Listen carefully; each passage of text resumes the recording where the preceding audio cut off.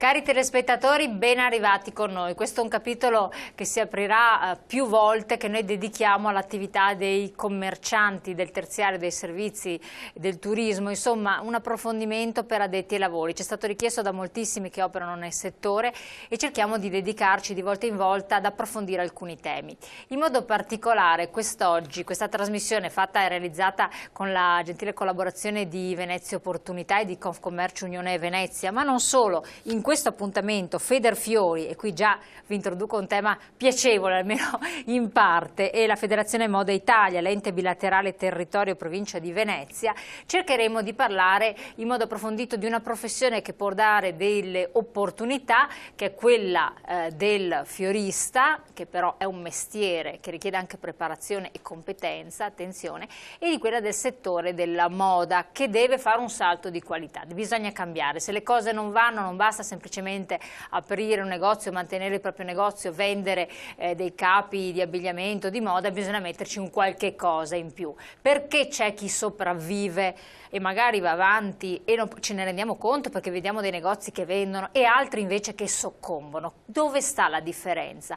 Beh, ci sono degli studi di settore che sono stati avviati, ci sono degli esperti, esiste anche una scuola, e ne parleremo con i nostri ospiti, per cercare di trovare delle soluzioni. So che tanti di voi sono del settore e più volte ci hanno chiesto aiuto, noi cerchiamo di darvelo. E in primis cosa è stato organizzato? Un evento molto particolare di cui parleremo in modo specifico con Pierpaolo Dall'Agnola, referente provinciale sindacati della categoria Confcommercio Venezia. Grazie di essere qui con noi. Grazie a lei. Poi parleremo con Giannino Gabriel, presidente provinciale Federazione Moda Italia Venezia, grazie anche a lei. E per quel che riguarda, accennavo, alla formazione continua, alla crescita professionale, alla scuola, Morris Marigo, docente scuola di Federfiori nazionale. Grazie anche a lei. Grazie a lei. Allora, un evento che si svolgerà a Mestre, nel cuore di Mestre, nel centro storico, in piazza Ferretto, poi anche sotto una galleria in modo particolare, dove c'è un negozio di moda. Che cosa si tratta e quando avviene? Allora, noi come Confcommercio Provinciale di Venezia organizziamo, come ha detto lei, in collaborazione con i nostri fioristi e con i negozi di abbigliamento, questo evento. Si svolgerà domenica questa, quindi 21, in piazza Ferretto a Mestre e in una via vicina che è la piazzetta del Teatro Toniolo. In cosa consiste l'evento? Consiste essenzialmente in due momenti. Il primo momento è un allestimento di una vetrina di un negozio di moda che verrà fatto con criteri, materiali e tecniche diverse dal solito. Ore 11, ricordiamolo, perché è una cosa molto simpatica. Anche dovesse piovere, sventura delle sventure, è al coperto, quindi si può andare a vedere veramente un allestimento simpaticissimo alle ore 11. Qui vediamo la locandina, il Teatro Toniolo vicino a Piazza Ferretto in centro a Mestre, quindi direi che è un'occasione per passare anche in modo diverso parte della mattinata, no? Cosa succederà? Sì. Infatti l'invito che rivolgiamo ai nostri amici è proprio quello di venirci a trovare in Piazza Ferretto quel giorno. Partiamo da questo primo evento. Allora, alle ore 11 di fronte al Teatro Toniolo i nostri fioristi allestiranno un negozio di abbigliamento con tecniche che abbiamo denominato visual merchandising e floral design. Detto in due parole, si tratta di un'anteprima che faremo appositamente per questa manifestazione, un'anteprima di un corso di formazione che realizzeremo il prossimo autunno e che vede come protagoniste due categorie fondamentali del mondo del nostro sistema Confcommercio, cioè da un lato i fioristi appunto di Federfiori e dall'altro i negozi del mondo moda, abbigliamento, scarpe, che sono quelli di Federazione Moda Italia. La strategia nostra, alla quale teniamo particolarmente, è quella della sinergia tra le categorie di Confcommercio. Questa non è una novità di oggi, cerchiamo di portarla davanti da diverso tempo, perlomeno dagli anni in cui è nata la crisi.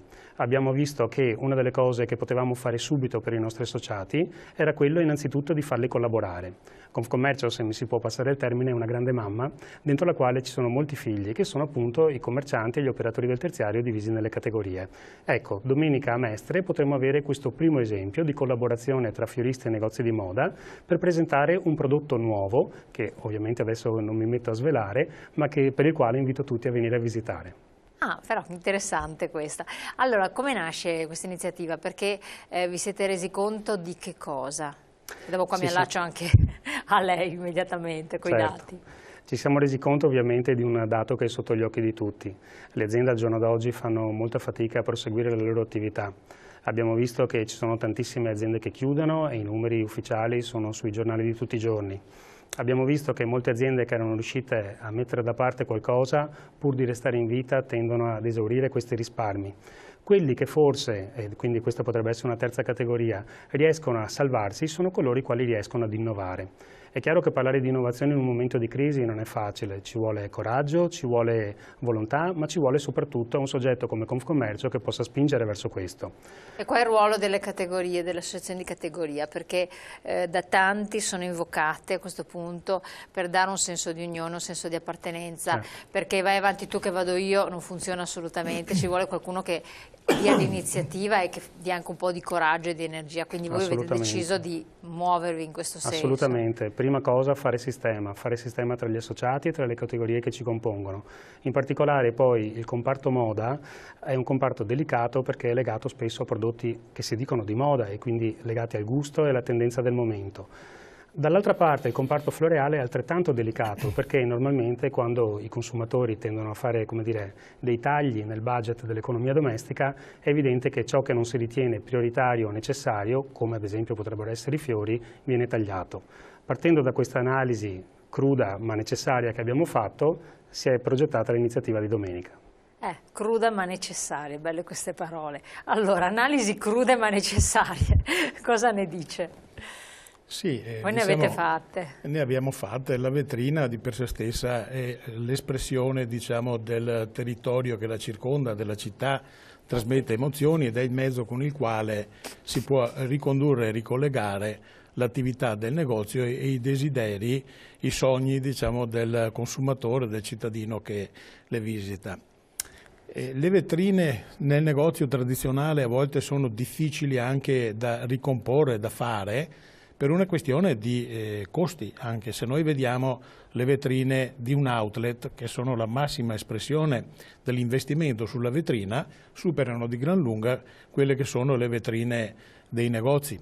Ecco, l'intento è quello di creare delle economie di scala, delle sinergie per riportare anche nel negozio tradizionale, nel centro storico, che ha un grande bisogno di essere rilanciato, riqualificato, delle vetrine belle, delle vetrine più proponibili, più moderne. Ecco, perché effettivamente, ve lo dico da donna tra l'altro, ci si fa condizionare dalla vetrina, perché quando si vede un abito sistemato in un certo modo o in un manichino allettante che uno vorrebbe proiettare, no, la propria immagine eccetera, ma piacevole, o magari una vetrina che cambia spesso, sempre in modo accattivante, si tende ad entrare in quel negozio.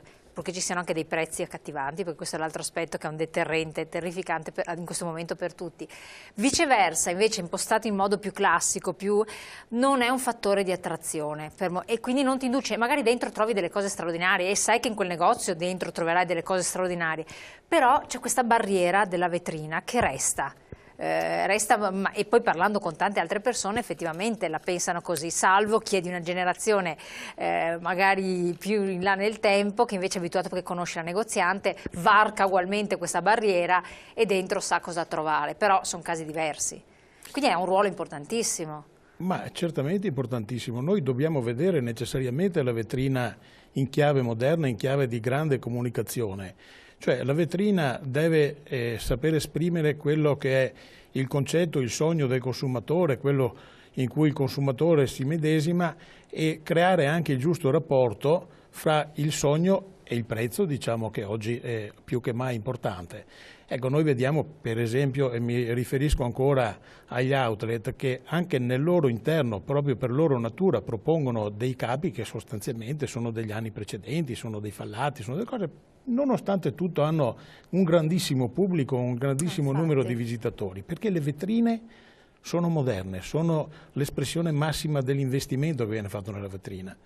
E noi vorremmo attraverso i fioristi arrivare a dei risultati di eccellenza, diciamo, proponendo cose nuove, innovative, moderne, proponendo diciamo, quello che può essere una vetrina con una nuova chiave di lettura che sia uno strumento anche per superare un pochino il momento di crisi e per riqualificare, come dicevo prima, sempre il centro Ecco, noi storico. prendiamo esempio dalla creatività italiana o attingiamo da situazioni che sono già verificate all'estero in questo caso? Perché la moda è Italia, no?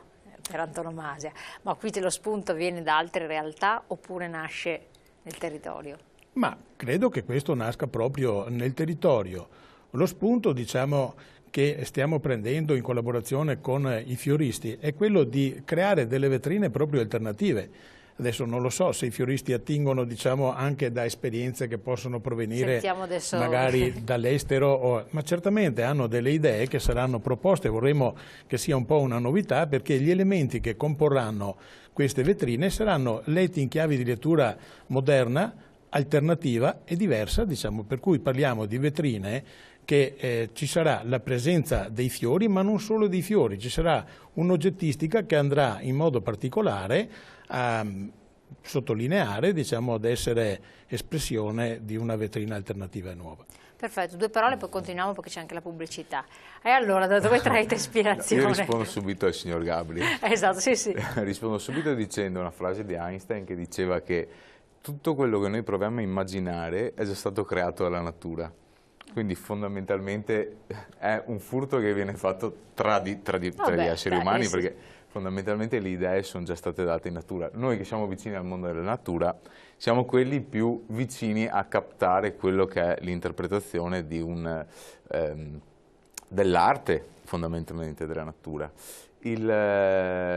E dicendo qualcosa anche sul fatto che dicevate della vetrina come capta l'attenzione. Secondo me tanto fa la tecnologia sta portando a cambiare dei tempi di riflessione per selezionare una cosa, cioè, mentre una volta noi sfogliavamo una rivista e avevamo un tempo di soffermarci dell'immagine più lunga, oggi siamo abituati a sfogliare internet. Noi la prima immagine che vediamo ci fa già decidere se approfondire un sito o scartarlo subito. La stessa cosa è per la vetrina.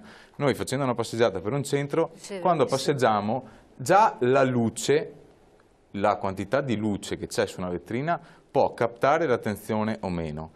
La disposizione delle masse può farci fermare o meno. I colori, cioè ci sono talmente tante cose che il nostro occhio senza pensare elabora, e il nostro cervello elabora, che in pochi secondi io ho già deciso se fermarmi a vedere quella vetrina o no.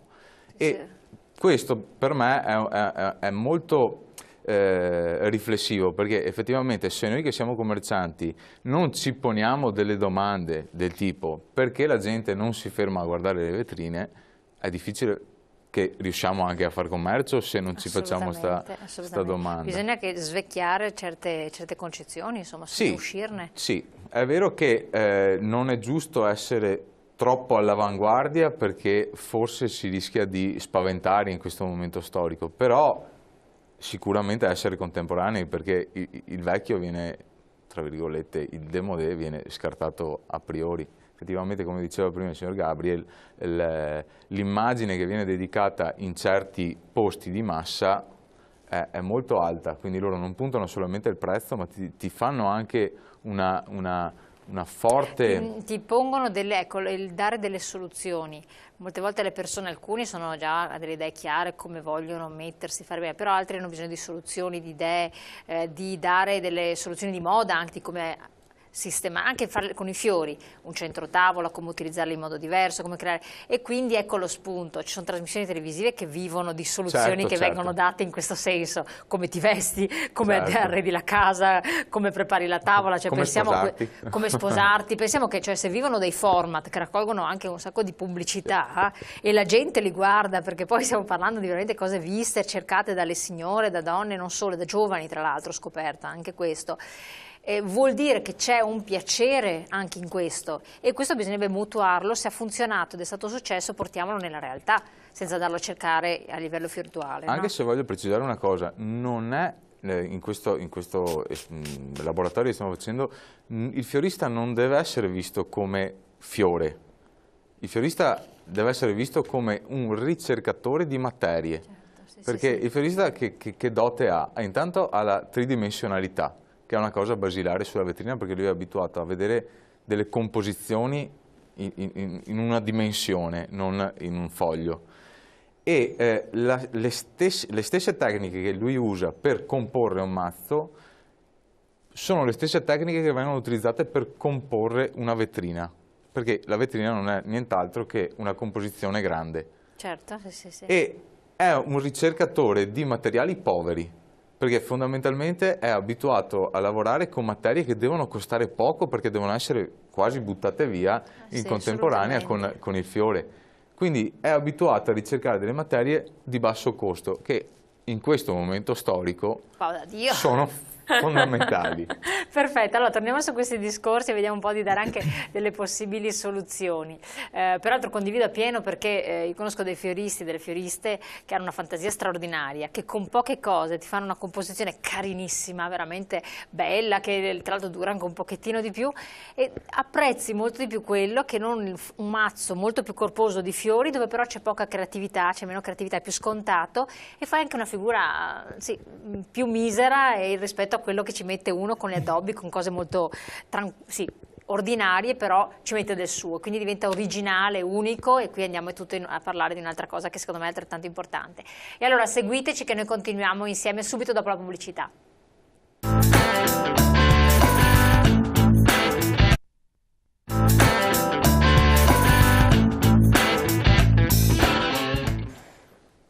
Allora, ritorniamo a parlare di questo tema importante, però voglio anche ricordare l'evento che sarà molto carino, perché domenica nel centro di Mestre, in piazza Ferretto e anche in Galleria Toniolo, ci saranno due momenti significativi. Alle 11 dovete essere presenti, perché verrà allestita in modo creativo, innovativo, non vi riveliamo niente, una vetrina, quindi moda e fiori. E poi in piazza Ferretto, a metà della piazza circa, ci saranno degli stand, degli allestimenti, dove verranno date delle piacevoli sorprese, no? Anche a chi va là, sorprese floreali, no? Assolutamente, infatti nella piazza Ferretto ci sarà questa manifestazione che si chiama Vesti di fiori la tua città, nella quale noi come provinciali di Venezia portiamo un laboratorio di arte floreale con circa una decina di fioristi della nostra provincia.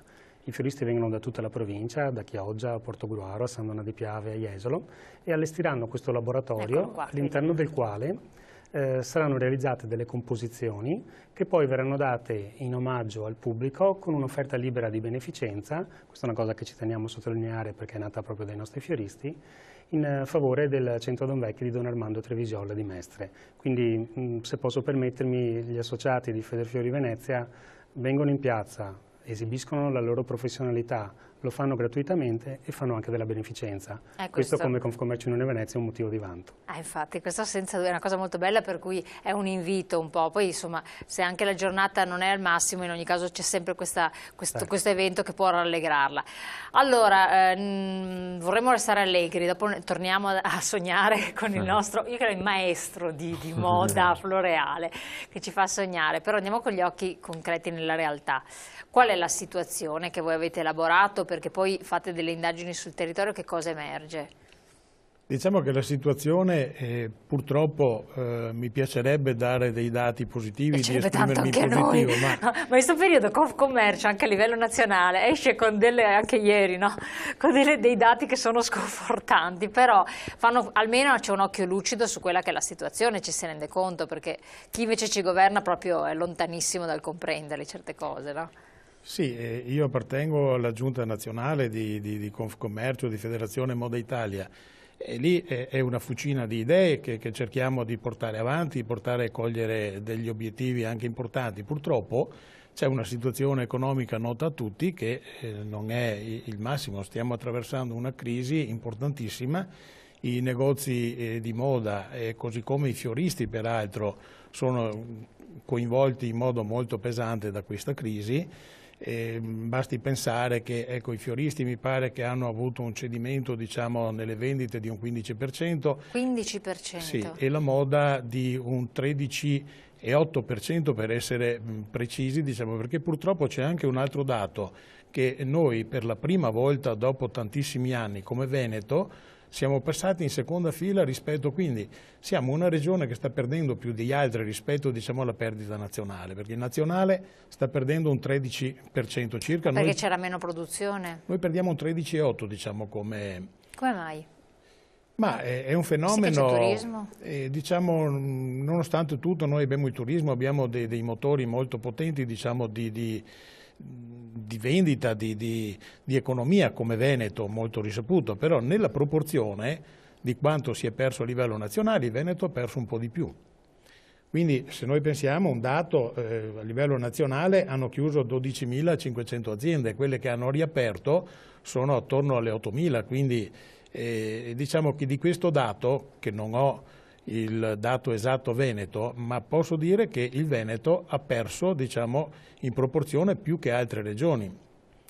Cos'è che è venuto in modo particolare a mancare? E qui parlo di provvedimenti del governo, che avrebbe dovuto fare che non ha fatto, cioè è il bloccare, l'imbalsamare l'economia con una tassazione eccessiva, con politiche del lavoro scorrette, non idonee alla situazione attuale. Che cos'è che c'è stato? O è un deterrente anche la paura, l'incertezza, perché poi proprio i dati nazionali di Confcommercio dicono che la fiducia è ridotta ulteriormente di un'altra percentuale a 2 cifre e c'è tanta paura per il futuro. Questo blocca anche chi potrebbe spendere. È questo secondo lei o ci sono altri elementi? No, certamente sì, lei ha centrato il problema in modo molto preciso e puntuale. Noi in questo momento abbiamo un sentiment, cioè quanto la famiglia considera, diciamo, e ha fiducia nel futuro, che è negativo per un 58%, cioè il 58% delle famiglie non ha fiducia nel futuro. Perché non ha fiducia nel futuro la famiglia? Perché è subissata di tasse. Il governo purtroppo per sistemare questioni economiche a livello nazionale ben note a tutti ha dovuto tassare e l'azienda e la famiglia. L'azienda si trova in un momento così difficile che è determinato non solo dalla tassazione ma non ultimo il problema delle banche, cioè le banche non erogano, le banche non danno fiducia all'azienda, il governo... E le banche rispondono invece che loro non si sono tirate indietro né niente, ha dovuto intervenire, vabbè. Poi sappiamo le situazioni di alcune banche, dovremmo aprire una pagina politica che è meglio stendere un velo pietoso, lasciamo stare. Un mantello. un mantello, ecco. Sì, ecco, diciamo che il problema che si pone è che chiediamo al governo, per esempio, di non aumentare l'IVA, perché sarebbe un fardello ulteriore. Che non è più tra le priorità necessitate passate in secondo piano, però se aumenta l'IVA o se la sobbarca il venditore ci rimette, oppure l'acquirente, cioè non so. Ma vede, in certi casi l'aumento dell'IVA può riflettersi in un aumento programmato di un punto, può riflettersi in aumenti che possono arrivare anche al 7, 8, 10%, per cui la famiglia diventa sempre più oberata, diventa sempre più difficile tirare avanti, abbiamo un sacco di famiglie che sono in crisi e qui il governo, che speriamo che si costituisca, perché quello che chiediamo in questo momento è proprio la costituzione del governo, perché se il governo non si costituisce qua, non lo so io come si può andare avanti, diventa veramente difficile. Infatti le prospettive sono di andare a elezioni se va in un certo modo. Le aziende sono agonizzanti, questo è una realtà, le famiglie sono molto preoccupate, cioè speriamo che i nostri politici si mettano una mano sulla coscienza, si mettano d'accordo. Assolutamente. Ecco, lei rappresenta comunque un sindacato. Come viene vissuto questo momento e quindi se a livello, è stato percepito proprio da Confcommercio a livello nazionale, c'è una febbricitazione sociale che non giova all'attività commerciale, dentro la categoria, come viene nei diversi ambiti, come viene vissuto? E quindi che cosa ci si aspetta? Che cosa si aspettano quelli che lavorano nel settore? Certo. Viene vissuta sicuramente con preoccupazione.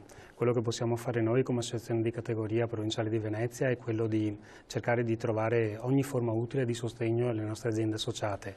Rilacciandomi a quanto diceva prima il Presidente Gabriel, si è parlato per un attimo di difficoltà di accesso al credito, il cosiddetto credit crunch. Ecco, ad esempio, a proposito del far sistema all'interno di Confcommercio, abbiamo la fortuna di poter contare su dei consorzi di garanzia FIDI, come nel nostro caso Fidimpresa, che aiutano gli associati nei confronti delle banche e che danno delle garanzie ulteriori per sostenere il loro credito. Ecco, quindi forse ribadire questo concetto, l'hanno fatto gli artigiani, l'ha fatto anche il Presidente Zanon quando è venuto, di non arrendersi, ma esistono questi consorzi a cui si può andare a chiedere una mano, insomma, in qualche modo. Assolutamente, peraltro il consorzio nostro ultimamente si è anche potenziato perché Fidimpresa Venezia si è unita a Fidimpresa Belluno, è diventata Fidimpresa Veneto, quindi abbiamo ulteriormente rafforzato la capacità che ha il nostro consorzio di garanzia Fidi di sostenere le aziende in questo momento di difficoltà. Un'altra riflessione che viene spontanea a fare, sempre rilanciandomi ai discorsi del Presidente Gabriel, è questa. Confcommercio Unione Venezia è un'associazione di datori di lavoro. Però la crisi riguarda tutti, riguarda non solo le aziende ma riguarda anche le persone, i nostri clienti. Pertanto fare sindacato oggi vuol dire anche assumersi sulle spalle non solo l'onere e la difficoltà delle problematiche della parte datoriale, ma anche farci carico in qualche modo delle difficoltà della gente, dei nostri clienti. In soldoni, se non riusciamo ad immettere liquidità nelle tasche delle famiglie, anche i commercianti non riusciranno mai a ripartire con l'attività. Certo, c'è tutto il problema della tassazione che è oneroso e che riguarda sia il lato delle imprese che il lato dei lavoratori e del personale normale, diciamo. Però questa crisi vedo che sta cominciando a far cambiare pelle non solo alle aziende che, come dicevamo prima, per salvarsi devono innovare, ma anche in qualche modo alle associazioni di categoria. Questo è un aspetto positivo perché forse può essere l'elemento che vi fa emergere ulteriormente oppure costituire un punto di riferimento. Torniamo a scuola, torniamo a scuola e vediamo, no, perché per ribadire anche che forse per azionare un certo sistema, aiutati che Dio ti aiuta. No? Diciamo che è importante, soprattutto nello scenario che c'è oggi, partire col piede giusto. La Federazione Nazionale Fioristi, la Federfiori, è una scuola di formazione che si pone come obiettivo di formare il fiorista, perché il problema che ha il fiorista in Italia è che non viene molto spesso formato. Fai da te. Fai da te. Negli anni in cui c'era una fame nel commercio, apriva chiunque e riusciva a vendere benissimo perché la gente comprava senza porsi troppe domande. Oggi invece la gente le domande se le pone prima di comprare. È un buon prodotto quello che sto comprando, ha un buon rapporto qualità-prezzo, quindi mentre prima io avevo la possibilità di aprire il mio negozio e formarmi man mano, oggi partire senza una formazione di base è affidarsi molto a quella che è la fortuna, che non mi sembra proprio il caso di utilizzare di questi anni. Quindi voglio dire, Federfiori si occupa di prendere la persona che è intenzionata a entrare nel mondo del fiore e di dare tutte le nozioni per riuscire a comprare e vendere trasformando il prodotto. Io porto sempre l'esempio che il nostro mondo è quello più vicino alla ristorazione. Noi compriamo una materia prima, la trasformiamo e la vendiamo.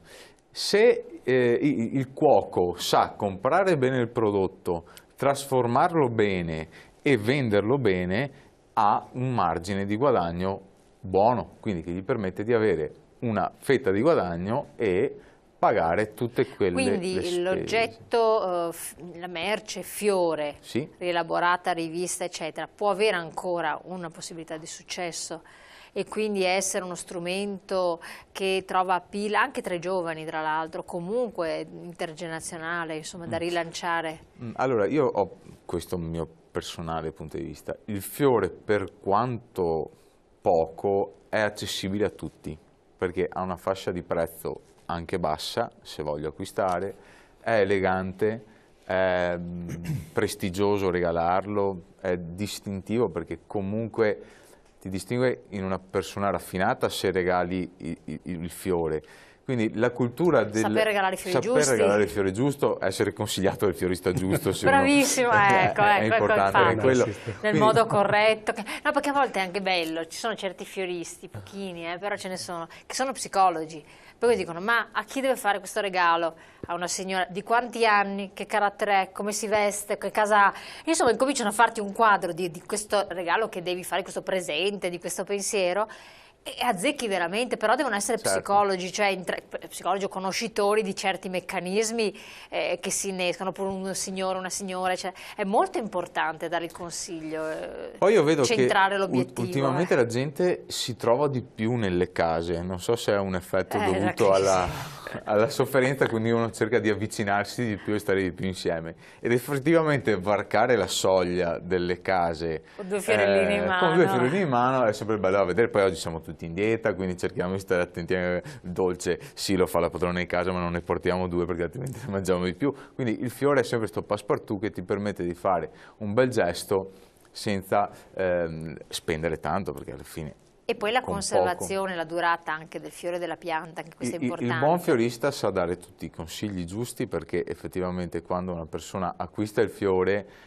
il professionista sa dire come mantenere al meglio il tutto. Ecco perché secondo me è fondamentale la formazione. Ci sono margini, allora questa è una scuola, no? Sì. Ci sono margini per poter creare nuovi professionisti del settore che possano vivere di questo, perché ci sono uomini, donne, anche giovani, che strizzano l'occhio a questa professione, perché comunque attira, però non ne vedono le prospettive.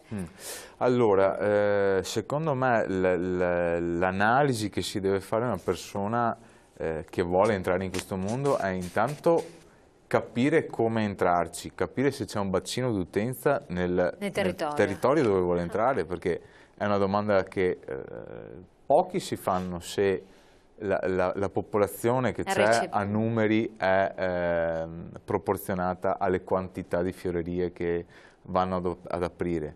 È logico che c'è spazio sempre per il mercato, dipende come ci si entra. Se uno entra bello deciso e preparato, sicuramente la sua fetta di mercato se la prende. Se uno entra un po' così e dice provo a vedere, secondo me oggi il mercato non lascia tanto spazio.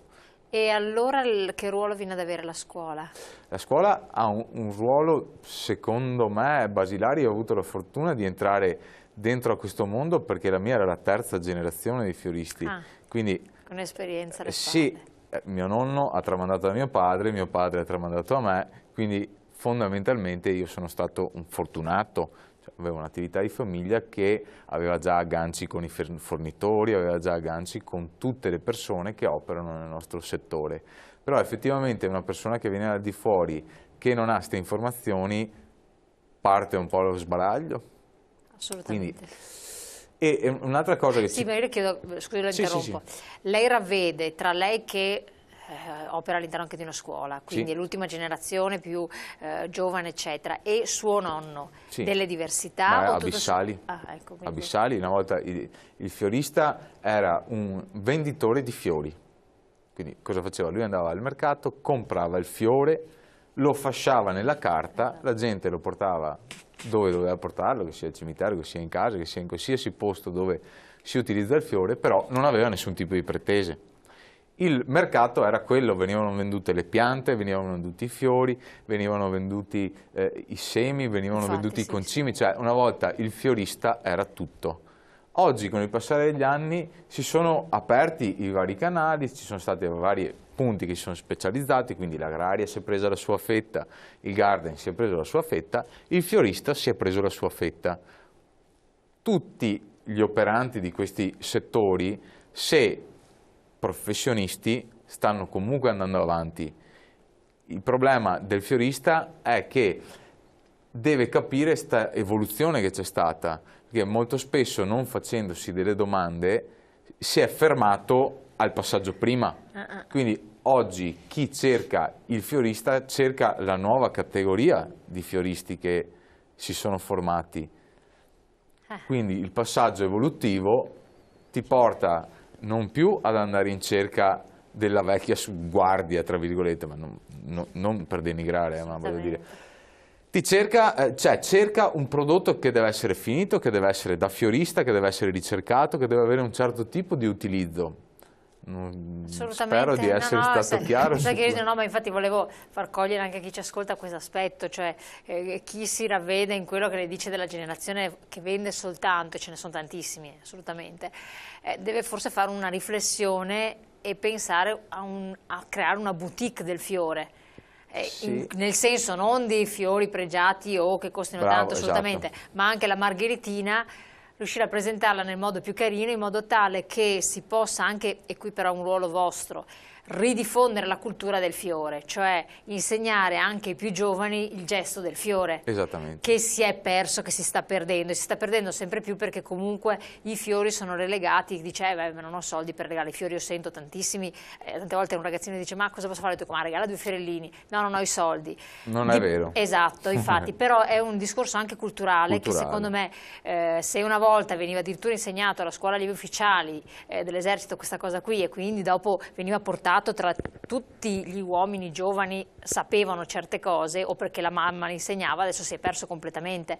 Per cui anche un'ulteriore fase, cioè di diffusione culturale del ruolo del fiore, e che può essere anche una margheritina di campo, però lì il fiorista ci deve mettere il suo, a farci tutto l'arzigogola attorno con le erbettine, che regalata ha un suo peso, magari costerà 2 euro, però intanto uno ha fatto bella figura, quindi c'è un insieme di situazioni che va presa in considerazione, sia in chi vende ma anche in chi viene sensibilizzato ad acquistare. Torniamo su questo discorso tra pochi secondi dopo la pubblicità.